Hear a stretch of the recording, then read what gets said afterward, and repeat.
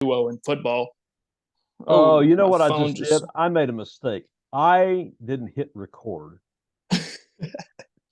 Oh, It is all okay. good.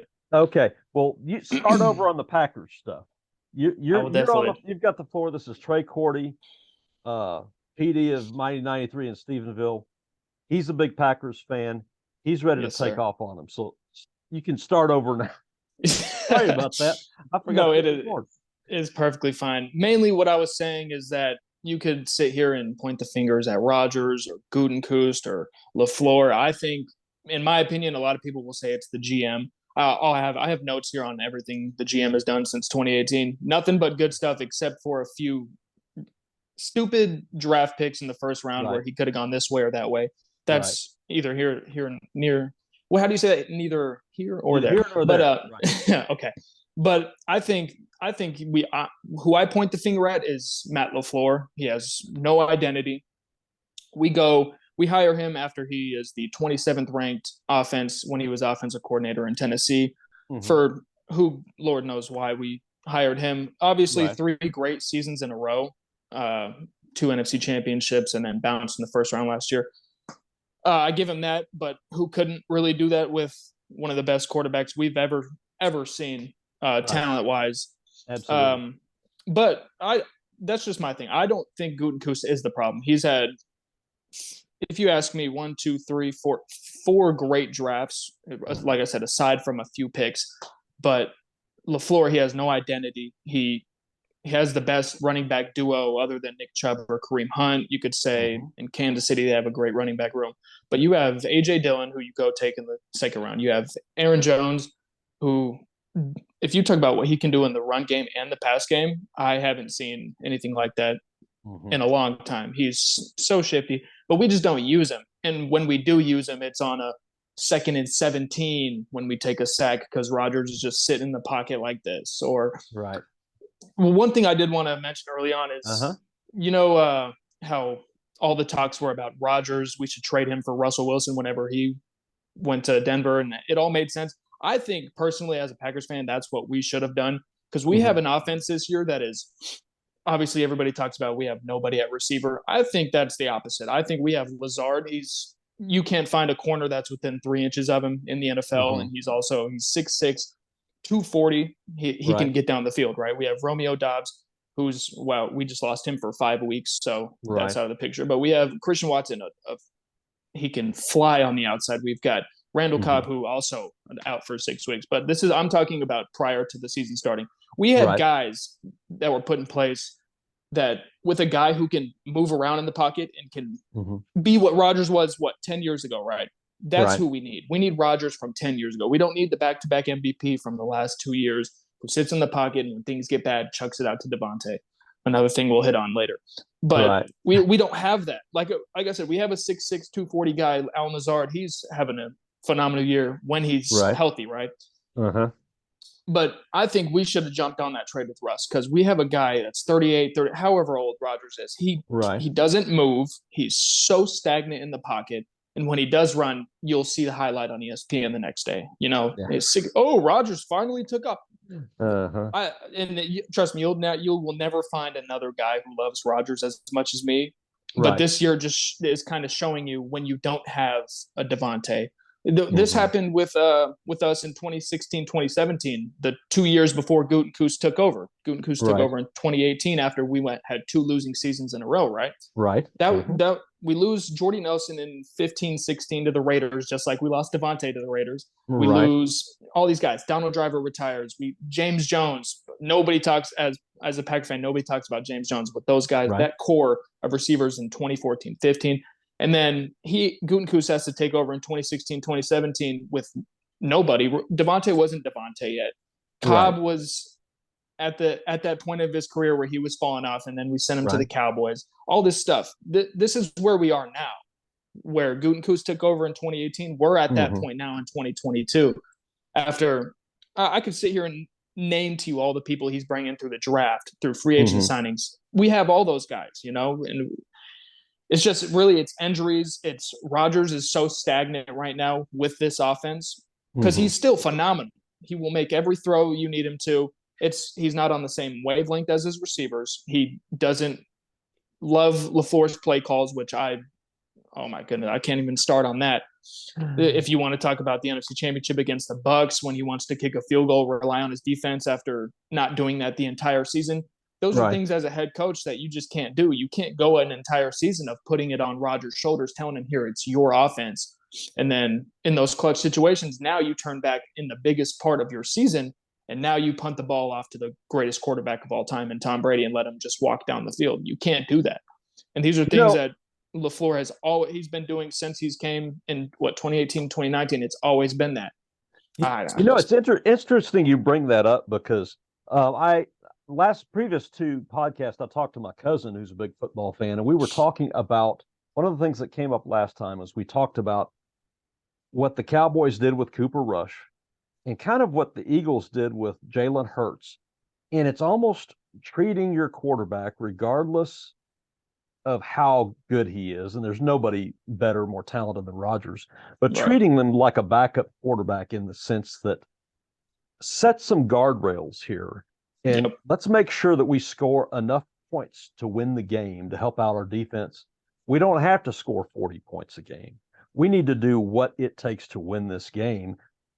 And what happens is a backup quarterback has no problem with that because they're kind of, they know to kind of stay in their lane.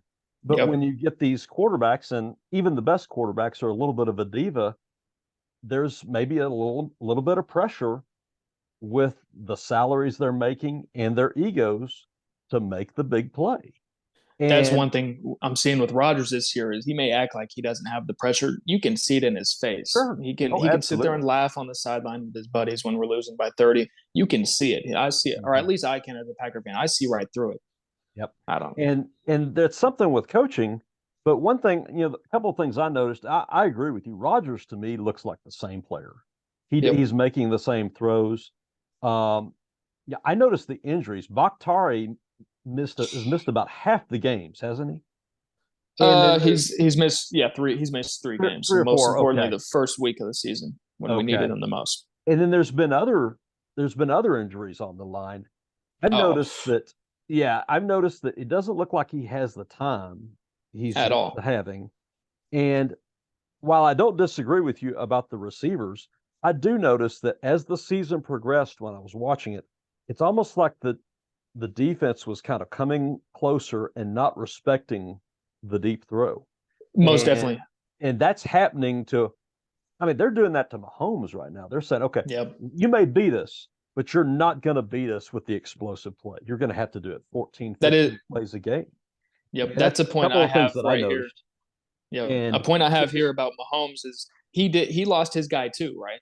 Look what his guy is doing out in Miami. He's having one of the greatest years a receiver will ever have.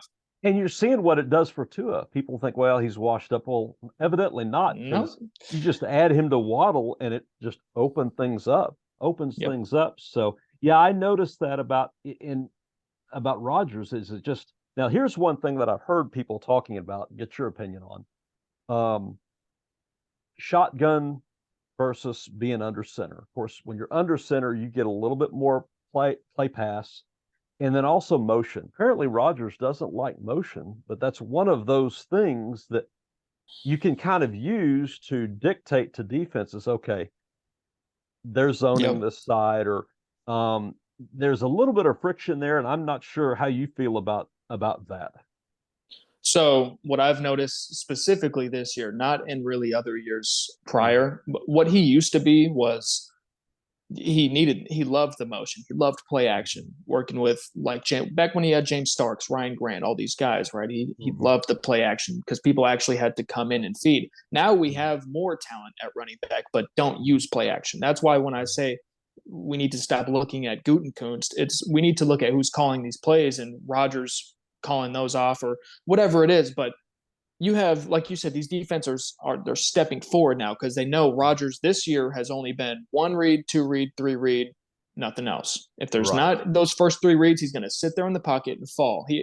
He has the most turnovers he's ever had in a year since his rookie year or his first year starting. I say rookie year, but it's ridiculous to watch how I got 12 years of straight greatness. It used to be 1, 2, 3 read. Now I'm out of the pile. Ooh, crazy throw from this side, this side. He was the Mahomes that we see now.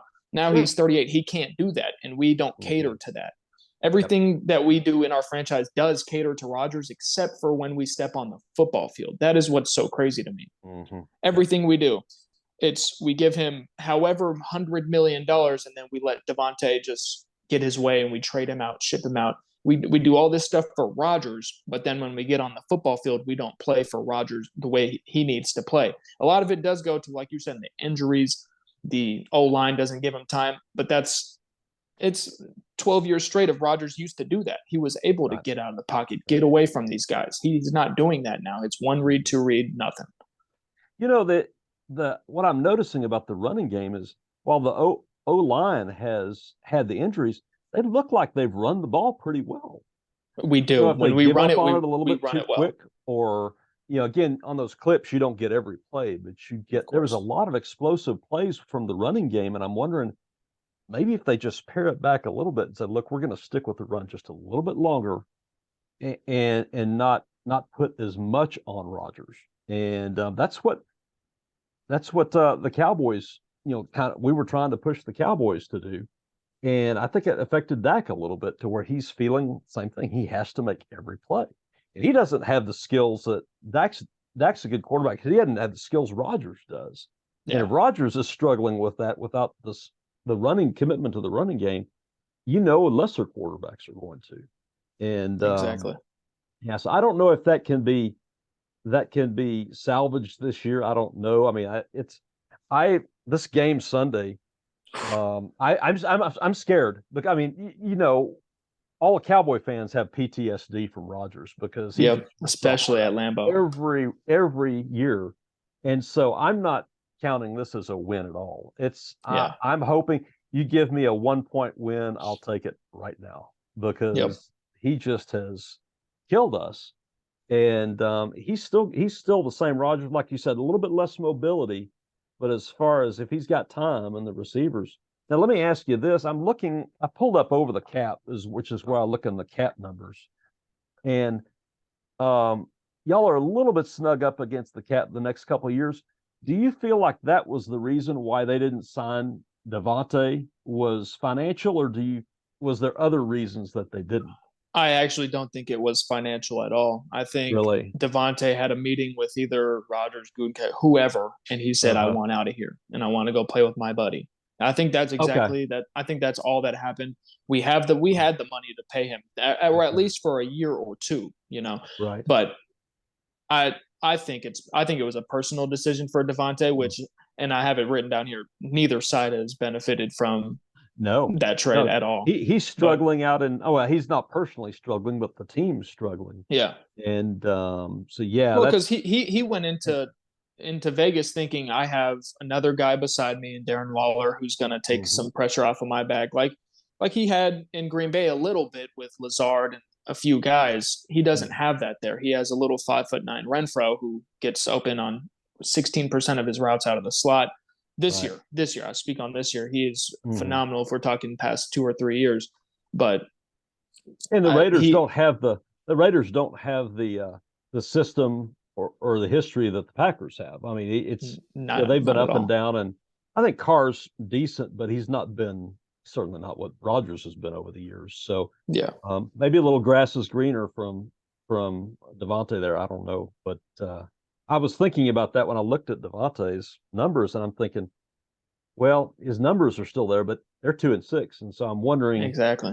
You're kind of like Lennon and McCartney. It's never quite what it was when you were together, Yeah. So and now on the defense, I was looking at the defense, and Rashawn Gary, that is horrible because heartbreaking. He just jumped off the screen when I was watching the games, and I hadn't seen any games, and I'm just like, golly, that guy's a nightmare. Kind of like Parsons. I mean, it's just he's the guy that y'all should kind of center around, and y'all got some other things like Alexander, really good player, and I don't know what you think of Quay Walker, but when he's on the field, I love him.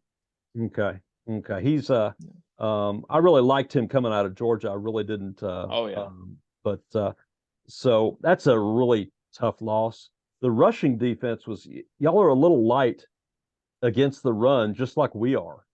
It's almost like you're the last thing you want the Cowboys, from a Cowboys standpoint, the last thing I want a team to do is somebody like Tennessee to line up and say, guess what? Here comes Derrick Henry for 40 plays. That would scare me to death. And that's what we're looking at next Thursday after we play you guys. So oh, that's yeah. right. Oh man. Yeah. So no, So, that's what, to go back on that Cowboys Packers thing mhm, this week. right. This is everything or nothing for us. Like if we can't win this game, our season is over. Most definitely. We can look back at the when Rodgers spelled out relax, or he said we're going to run the tables. We weren't on a 5-game losing streak on any of those moments, Right. but we weren't nearly this bad. So Yeah. It's and special teams. I think it just I hadn't seen the Jets highlights, but like two punt blocks, and then the next week, he had a fumble on the punt return, and just I don't know if that's been the way special teams has been all year this year. oh, Those so three I plays, have but it written down here since 2019. They have a thing on ESPN called special teams rating. We are like by 6 points the worst rated special teams since 2019, and that goes to show you how did we get beat in the playoffs last year? A muffed punt, blocked punt. San Fran picks it up, scores, wins the game. Pretty much. Yeah, Get just a killer. a field goal after, but yeah, it's been nothing but terrible special teams. It's been an aging Mason Crosby missing this kick, missing that kick. And a lot of it, I think, like I said, everything goes back to LaFleur. When you don't send a guy out there, that messes with his confidence. I don't care if he's a Super Bowl winner. I don't care if he's 40 years old and he's a veteran. When you are up 20, we were up, 17-3 against the Giants in the second quarter when in Germany, right? Right. There's a time on 4th and 2 at the 26. All right, cool. You want to give Rodgers this confidence boost. You want him to feel like it's his offense. So on 4th and 2 on the 20, on their 20, okay, let's go for it. Let's try to put the foot on the gas. But that hasn't worked for us at all. Like what are we on 4th down this year? Let me see. It's very bad. I'll find it, but it's absolutely in the we're 3 for 15 on 4th down this year.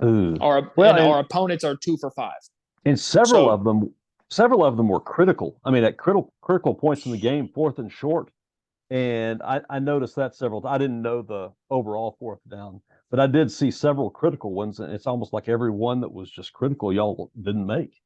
Yes. And it shows how that the season, and you've watched it for a long time, you guys may be struggling, but there's a play or two where you guys could be 5-4 easily. I have it broken down here. There's 3 drives this season, 4 drives maybe, where we only have 2 losses. It's absolutely crazy. Yep. But and that's just the anatomy of an NFL season. It's just it's that much difference. Now, I'm going to put you now. Does Gutekunst, does he have this? Does LaFleur report to him or is it Mark Murphy that makes the call as far as he wants to make a change, or how does that work? Who ultimately decides? I think it's a Gutekunst thing. I won't say 100%, but I definitely think, I definitely, at least with draft picks and signings, everything is all him. They don't ask LaFleur, what do you need? They don't. Okay. Murphy doesn't go to Gutekunst and say, we need this. Gutekunst draft and free agent signings, it's all him. Okay. Which I think if I'd give him a grade of B+, A- since he's came to the team. But now I'm making you Brian Gutekunst for this year and next year. I need you to tell me what your approach is with Rodgers. I need you to tell me how you feel about Jordan Love, because that's probably going to affect what you do with Rodgers. All that. Tell me, you're Brian Gutekunst. What are you doing? I think the NFL is mental, and when you have a guy in Jordan Love, you take him in the first round, and you for 3 years just keep him on the sideline. I don't think that does much for him. It did help Rodgers, however. We did the exact same thing with Rodgers, so Gutekunst looked at it as, if it worked for so-and-so, it can work here. I don't think that's the thing. I'm not against Jordan Love. I think he's a huge arm. obviously doesn't have the accuracy yet, but this is everything we said about Rodgers. If you go Mm-hmm. back and look from 2005 to 2007, 2008, when he finally got his chance, that's all people said about him. Oh, he's got this crazy arm. He can throw from anywhere, but he's not accurate. He's not this. He's not that. That's what I think Jordan Love is right now. Mm-hmm. And like I said, I think we should have jumped on that Russell Wilson trade earlier this year. That I think that would have been amazing. But with Rodgers, he signed through 2023, if I'm not mistaken. Mm-hmm. And I think we have to. We've dug this grave, and we have to live in it now. We have to ride with him till 2023. What, half of our salary cap is him. There's not much we can do. I don't see another team in the NFL that wants to, especially with how things have looked over the past 5 games, would want to even take that in. I'm looking at it here on Over the Cap. If you cut him before June 1st, the cap hit is 68 million. That puts you at negative 64 on cap space. I will tell you, that's probably one thing that won't happen is he will not get cut. I think I'd be willing to put a fortune on it. I don't think he'll ever get cut. One thing I could see is a trade, though. I don't see much that makes sense. But if I'm Gutekunst, I do what makes the world happy. Everybody keeps saying he's not getting a first round talent. That's all that has been said about Rodgers. Oh, he never gets a first round receiver. He never gets the high talent receivers. And I think you have to shut everybody up and just do it next year. You failed this year. I love Quay Walker and Devontae Wyatt. I love those picks. Those two were outstanding and the national champions coming off a national championship. But that second round pick, Christian Watson, is one of the most boneheaded. Like I said, I have from 2018 to 2020, I have all the draft picks he's made that have panned out or not. Christian Watson is by far the most boneheaded decision I've ever seen from a GM. Was he drafted this year or last year? This year. He's a rookie. Okay, this year. Has he gotten a lot of snaps? I mean, I've seen him on the field, but I don't know how much work he's gotten. So I'll bring it back to the first play of our season. Right. He beats Patrick Peterson on the sideline. It would have been a walk-in touchdown from 75 yards right in his breadbasket right here. He just drops it. Oh. Week 2, he does a little zig route, beats who did we play week 2? That would have been it was some good corner on the Bears. It beats was the Bears. Right. Yeah. The Bears. So I'm forgetting Velder on the Bears. He's a really good slot corner. Right here for Christian Watson. You have to get your toes in, but drops it, right? Week 3, concussion. Week 5, concussion. Week 7, if that was 2 weeks ago, tweaks his ankle. He's missed a portion of 3 games. This guy, and this is the guy we took out of North Dakota State in the second round. When you have, who were the other guys? George Pickens. We could have gone Georgia again in the second round. We could have gone Alec Pierce, an absolute monster from Cincinnati. All these guys that are solidified, just played in the college football playoffs. Solidified guys. Alec Pierce is killing it with Sam Ellinger right now, or however you say his name. He's killing it with Mac Ryan, who doesn't throw off of his back foot. George Pickens is killing it with Mitch Trubisky and Kenny Pickens. Kenny Pickens throws the ball with 2 Peyton gloves. It just shows you, and we take a guy out of North Dakota State with injury problems coming into it. Yeah. Well, and what kills you is, I know if Rodgers is anything like other quarterbacks, they say, I'll give you a few shots early, but if I can't trust you, and trusting you means you're going to run your route the right way, you're going to square it off, you're going to protect me if I stretch it out there, you're going to hang on to the ball. I'm going to be able to rely on you to play through injuries. I mean, injuries are what they are, but if you can't make the club in the tub, and that's the thing. So injuries are one thing, drops are one thing. Consecutive. So I'll go back to week 1 when I think we should have beat the Vikings. We left about 14 points on the board. We lose by 13, or I think we lost by 17. We leave 14 on the board with a chance to go tie if we get those points, right? First play of the game, Christian Watson drop. On third down on that drive, 2 plays later, Romeo Doubs has a wide open touchdown on a post route, 27-yard post route. He beats Harrison Smith with a double move, runs the wrong way. He runs a corner instead of a post. Rodgers would have hit him for a wide open touchdown again. Look at Romeo Doubs, though. He messes up on the first drive of the game. Later on that game has a touchdown for 26 yards or 20-something yards on a great route. The rest of the season, he has 4 more touchdowns after that. Christian Watson has one touchdown and it's rushing. It's a 6-yard rush out of the jet pass sweep. He's done nothing as a receiver. Yeah, and like you said, injuries are one thing. A drop is one thing. A wrong route is another thing. You have to make up for it. A guy like Rodgers with that, like you said, diva ego, he's going to remember that stuff and he's going to hold it against you. But if you can make up for it and be like Romeo Doubs, who we took in the 5th round out of Nevada, but instead we take this guy in the 2nd round who's supposed to be our everything. He's dropping every pass. He can't stay on the field. He's getting hit and he's concussion here, ankle here. It's unreal. And then we're, like I said, passing on guys like Pickens and Pierce, and I could have named 5 more, but. Well, and those are the ones that kill you. You can look at somebody like Gutekunst and me talking about Jerry or McClay. I think we've done pretty well, but some of the misses just kill you. And we played around in the 2nd round, and when you play around in the 2nd round, second round, you're a lot of times you're getting 1st round talent that just kind of fell off the table because other teams' priorities just didn't fit that.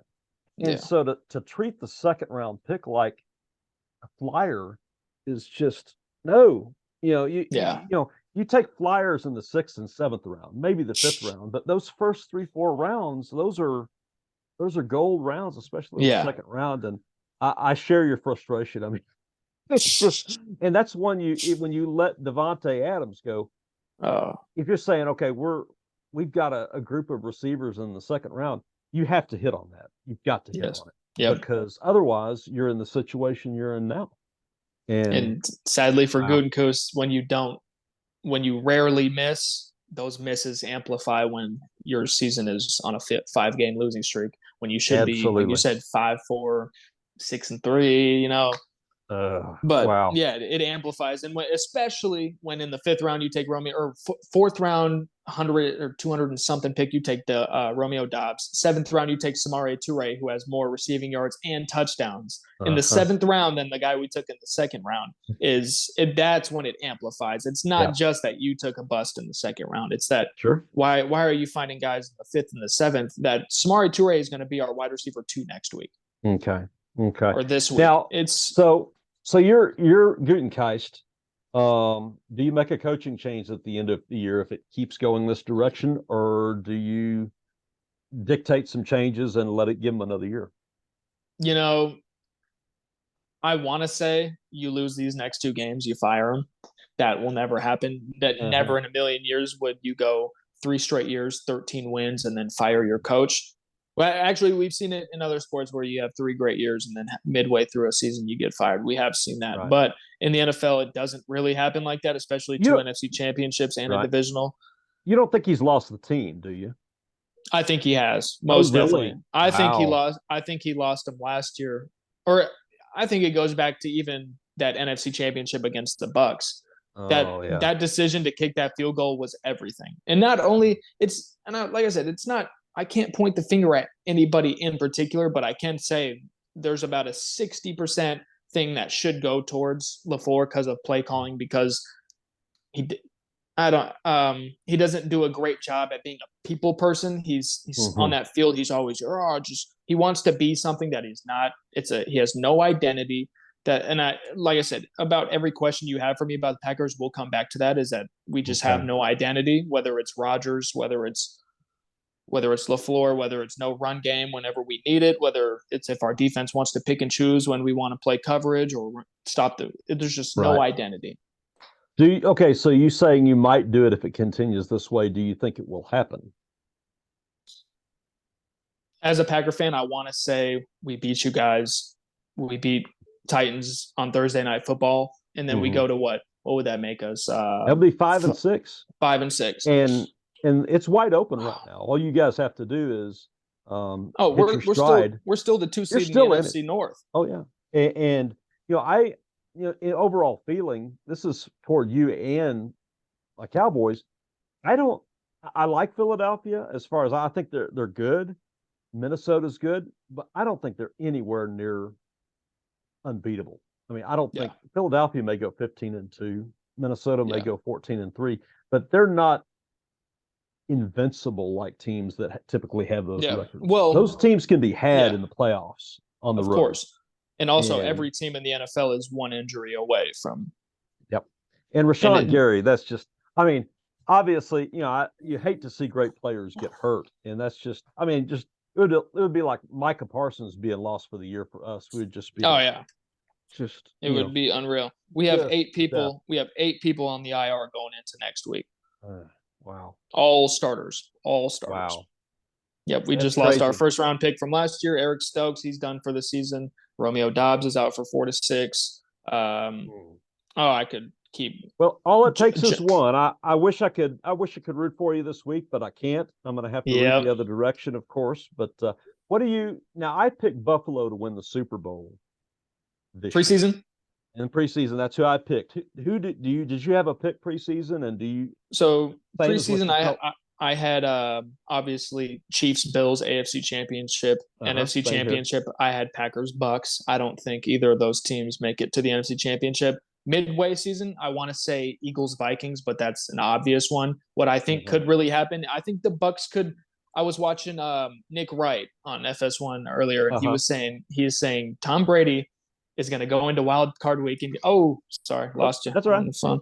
So he's going to go into wild card week and he's going to go have to play Daniel Jones and he's going to stomp on him on a wild card game. Next week, he's going to go play Kirk Cousins in primetime. He's going to stomp on him. And then he's going to be in the NFC Championship against the Eagles.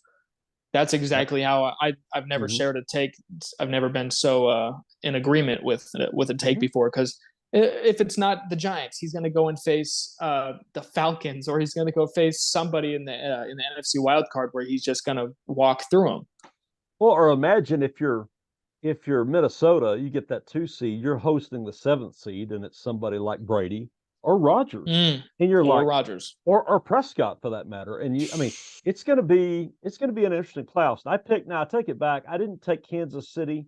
I had the Bills beating the Ravens, I think, in the championship game. But I had the same thing you had. I had the Bucks and the Packers, and I picked the Bucks because I'll tell you, I've picked the Packers to represent the NFC 3 straight years. And I said, not this year. I'm not going to do it anymore. No.